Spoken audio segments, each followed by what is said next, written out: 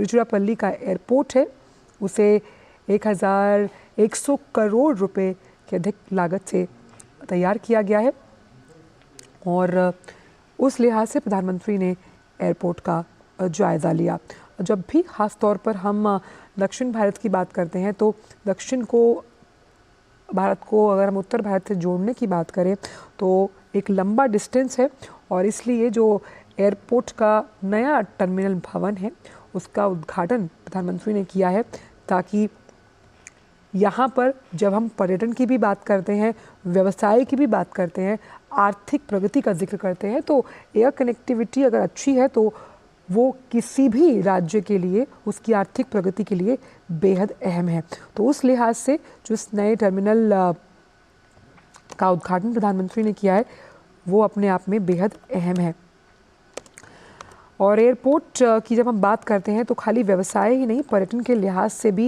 airport किसी भी राज्य की आर्थिक विकास को गति देने में बहुत अहम रहता है और उस लिहाज से जिसका उद्घाटन प्रधानमंत्री ने किया है ये 1111 करोड़ रुपए के खर्च से बना है और इस जो नए टर्मिनल की अगर बात की जाए तो इसकी जो सालाना क्षमता है वो 44 लाख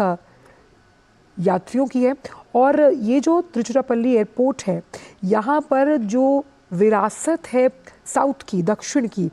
वो कलाकृतियाँ यहाँ पर देखी गई हैं और यही कोशिश रहती है ख़ास तौर पर जिन नए टर्मिनल्स का भी उद्घाटन हमने हाल ही में होते हुए भी देखा कि किस तरह से वहाँ जो राज्य है उसकी विरासत को संजो कर